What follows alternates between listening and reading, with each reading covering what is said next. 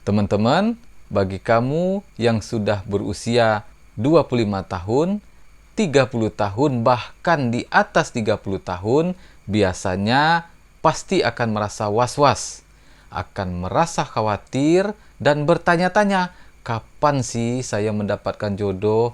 Kapan sih saya akan menikah? Apalagi kamu yang perempuan khususnya. Pasti was-was. Nah, bagaimana caranya mencari jodoh di usia atas 30 tahun? Mau tahu? Yuk kita bahas.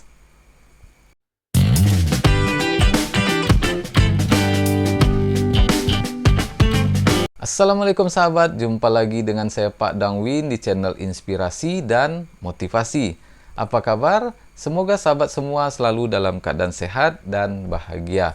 Baik sahabat, teman-teman dimanapun berada, di video kali ini saya akan sharing santai lagi, masih dalam tema cinta.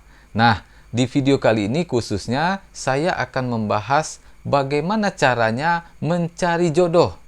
Ya, ini seperti tips ya teman-teman, tips mencari jodoh saat teman-teman berusia di atas 30 tahun. Nah, seperti yang teman-teman alami ya, khususnya yang berusia 30 tahun namun belum juga mendapatkan jodoh alias masih jomblo, sabar teman-teman. Di video kali ini saya akan memberikan tips ya, bagaimana caranya teman-teman bisa mencari jodoh meski di usia 30 tahun ke atas. Saya merasakan apa yang teman-teman rasakan. Apalagi ketika hari-hari besar ya, pas hari raya atau bagi yang agama lain pas di hari-hari besarnya, ketika kumpul dengan keluarga, pasti alergi ketika ditanya, kapan nikah? Umurmu udah segini loh, kapan nikah? Nah, saya yakin teman-teman pasti alergi dengan pertanyaan tersebut. Ya, kenapa? Ketika kita atau seseorang berusia di atas 25 tahun, 30 tahun, bahkan di atas 30 tahun, itu biasanya akan merasa was-was teman-teman. Merasa was-was dan khawatir tentunya, dan bertanya-tanya, kapan sih saya mendapatkan jodoh? Ya Tuhan, mana jodoh saya kok sampai sekarang belum datang? Kok saya sampai sekarang masih sendiri, masih jomblo gitu kan? Dan menanti-nanti jodoh namun tak kunjung juga datang. Apalagi khususnya bagi kamu yang perempuan ya, pasti akan selalu ditanya sama keluarga, sama teman misalnya kan. Teman-teman, pasti akan ada desakan, baik itu dari keluarga, lingkungan, maupun dari teman-teman dekat. Ya, pertanyaan-pertanyaan yang mungkin kurang kamu sukai seperti kapan menikah, kapan menikah, kapan menikah, ya kan? Yang kamu pasti alergi mendengarnya. Itu pasti akan ada, ya. Apalagi ketika kumpul keluarga. Itu pasti akan ada, teman-teman. Ya, kenapa? Itu adalah salah satu bentuk perhatian sebenarnya kalau kamu berpikir positif, ya. Itu adalah salah satu bentuk perhatian yang mana mereka ingin melihat kamu segera menikah. Di mana dengan menikah tersebut kamu akan bahagia tentunya kan. Dan khusus dari orang tua, tentu dia ingin anaknya sudah ada yang mendampingi, sudah ada yang menemani, bahkan bisa jadi dia sudah ingin menimang cucu. Ya. Nah, ini kita harus berpikir positif, teman-teman, ya. Jangan kamu benci dengan pertanyaan-pertanyaan tersebut, tapi anggaplah itu adalah suatu bentuk perhatian bahwa mereka ini ingin melihat kamu bahagia. Ditambah lagi ketika teman, tetangga, saudara-saudara, dan lain-lain yang sebaya denganmu, mereka sudah pada nikah. Ya, sudah nikah, bahkan ada yang mempunyai anak 2 atau 3. Nah, ini pasti akan menjadi alasan mereka mendesak kamu agar kamu juga segera menikah, teman-teman. Yang menjadi masalah sekarang adalah bagaimana caranya agar kami bisa mendapatkan jodoh, Pak. Sementara umur kami sudah di atas 30 tahun. Ya, kami untuk mencari jodoh itu sulit, Pak. Nah, itu adalah pola pikirmu ketika kamu berpikiran sulit, maka otomatis akan menjadi sulit. Berikut beberapa tips yang bisa saya berikan kepada teman-teman, bagaimana caranya mencari pasangan, bagaimana caranya mencari jodoh di usia yang tidak lagi muda, khususnya bagi teman-teman yang sudah berusia di atas 30 tahun. Yang pertama, jemput bola teman-teman. Jangan hanya menunggu. Nah, perlu teman-teman ketahui bahwa salah satu kesalahan yang sering dilakukan oleh seseorang yang belum menikah adalah tidak pernah berusaha. Ya, tidak pernah berusaha mencari pasangan, hanya menunggu, duduk diam, mengharapkan jodoh datang. ini sekarang harus kita rubah teman-teman mindsetnya ya. Harus jemput bola ya. Jadi perlu usaha dan kerja keras teman-teman. Jangan hanya menunggu. Akan tetapi walaupun demikian, kamu juga tidak harus menurunkan standarmu sehingga kamu menjadikan dirimu sebagai seseorang yang mudah didapatkan ya. Tidak demikian ya. Tetap walaupun kamu tidak muda lagi, tapi tetap standarmu jangan sampai diturunkan. Ya, tetap usaha, ya, tapi standar jangan diturunkan. Ini dapat kamu lakukan teman-teman, misalnya dengan cara meminta dikenalkan kepada seseorang, misalnya kan melalui sahabat, misalnya, atau bisa juga misalnya kamu mempunyai seorang guru. Ya, apakah itu guru pengajian atau guru waktu sekolah, waktu kuliah, ya kan? Kamu minta tolong carikan, ya, jumpain gurunya, ajak ngopi misalnya kan. Apa kabar Pak? Udah lama nggak jumpa, silaturahmi sama beliau gitu kan? Dan ceritakan di situ teman-teman, Pak, saya sampai sekarang masih sendiri misalnya kan. Jadi Pak, saya minta saran Bapak, minta bantuan Bapak, mana tahu ada orang yang Bapak kenal, wanita yang baik-baik, laki-laki yang baik-baik, yang juga belum punya pasangan. Kenalkanlah sama saya Pak, misalnya sambil ya ngobrol-ngobrol santai lah sama orang-orang yang mungkin bisa kamu percaya, ya, orang-orang terdekat yang dipercaya bisa membantu kamu mencarikan pasangan. Ya, nah, itu teman-teman, kamu juga bisa meminta kepada orang tuamu misalnya kan untuk mencarikan, ya, mencarikan jodoh untuk dirimu. Jadi itu teman-teman, harus jemput bola, ya. Kita jangan hanya menunggu. Itu saya bilang tadi kan, menunggu tapi yang ditunggu-tunggu tak datang-datang, akhirnya kan. Nah, jadi ini yang pertama teman-teman. Yang kedua, jangan teman-teman menutup diri. Ya. Kenapa?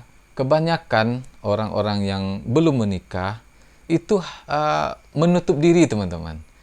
Ya. Mungkin merasa saya kan udah berumur. Ya, siapa lagi yang mau sama saya? Ya. Atau perasaan-perasaan saya kan tidak sempurna misalnya kan. Atau perasaan-perasaannya lain yang membuat kamu itu akhirnya menutup diri. Ada pun orang yang suka sama kamu, tapi kamu tidak terbuka sama orang tersebut, dan akhirnya apa? Tidak ketemu ini. Yang namanya jodoh ini adalah dua orang insan yang saling mencari dan saling menemukan. Ya, jadi seandainya ada orang lain yang mencari, tapi dirimu berusaha untuk tidak ditemukan. Nah, gimana tuh? Menutup diri tadi kan? Datanglah misalnya laki-laki, dia suka sama kamu, ingin menjadikanmu ini istrinya, ya. Tapi karena kamu menutup diri, kamu tidak mencari, akhirnya apa? Tidak ketemu ini teman-teman. Akhirnya apa? Tidak jadi. Ya, itu tadi. Ketika dua orang saling mencari dan saling menemukan, ini yang namanya jodoh. Tapi kalau cuma orang lain yang mencari, tapi kamu sendiri tidak ada usaha untuk mencari dan tidak ada usaha untuk ditemukan, maka ya ini tadi jodohmu ya nggak akan sampai teman-teman. Ya, karena apa? Kamu menutup diri. Ya mungkin ada beberapa faktor ya, beberapa sebab yang membuatmu menutup diri. Bisa jadi karena pernah kecewa misalnya kan, atau kamu juga pernah misalnya menjalin cinta akhirnya putus di tengah jalan, sampai sekarang belum move on bahasa anak mudanya sekarang kan. Nah, jadi teman-teman, ini perlu kamu selesaikanlah dulu. Ketika kamu punya masalah, selesaikan, jangan didiamkan. Sehingga apa? Sehingga dirimu bisa saling menemukan tadi dengan orang yang juga mencari, ya, sama-sama mencari, sama-sama menemukan, itulah jodoh. Ya. Tapi ketika dirimu tidak mau mencari dan tidak ingin ditemukan, otomatis jodohmu pun tak akan ketemu nih. Walaupun sudah ada yang mencari tapi tidak akan ketemu. Karena apa? Dari dirimu sendiri sudah menutup diri. Dirimu sendiri tidak ingin mencari dan tidak ingin ditemukan oleh orang lain. Nah, ini juga harus kamu selesaikan teman-teman ya. Nah, yang ketiga teman-teman, jangan terburu-buru.